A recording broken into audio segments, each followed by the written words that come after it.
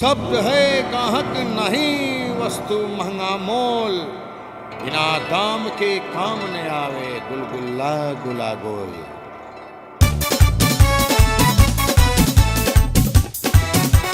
बड़ी मजा रे तुर गुलगुल्ला में, बड़ी मजा रे तुर गुलगुल्ला में। गुलगुल्ला मेरे गुलगुल्ला में, गुलगुल्ला मेरे गुलगुल्ला में। अरे बड़ी मजा रे तुर गुलगुल्ला में, बड़ी मजा रे तुर गुलगुल्ला में।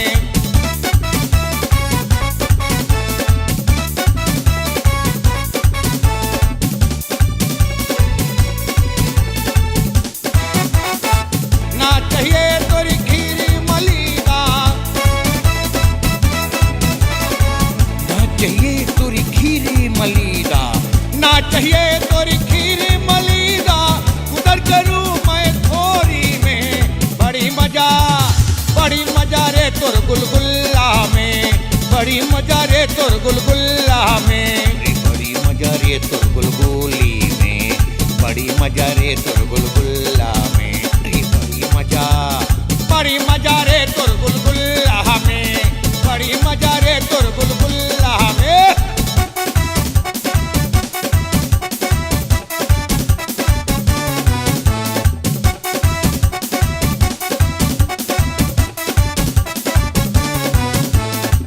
ना चाहिए तोरी पानी समोसा,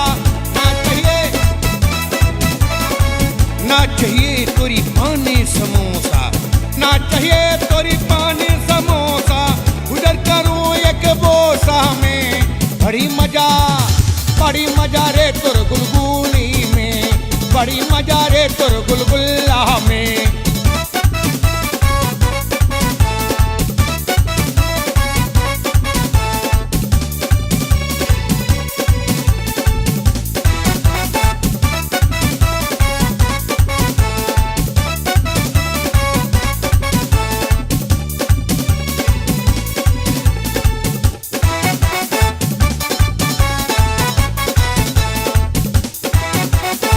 ना चाहिए तोरी बंगला महलवा, ना चाहिए तोरी बंगला महलवा, ना चाहिए तोरी बंगला महलवा। उधर करूं छोटे खोली में, बड़ी मजा रे तुर गुलगुल्ला में, बड़ी मजा रे तुर गुलगुल्ला में। गुलगुल्ला मेरे गुलगुल्ला में, गुलगुल्ला मेरे गुलगुल्ला में। बड़ी मजा रे तुर गुलगुली में, ये बड़ी मजा रे तुर गुलगुली में। बड़ी मजा रे तुर गुलगुल्ला में, बड़ी मजा रे तुर गुलगुल्ला में।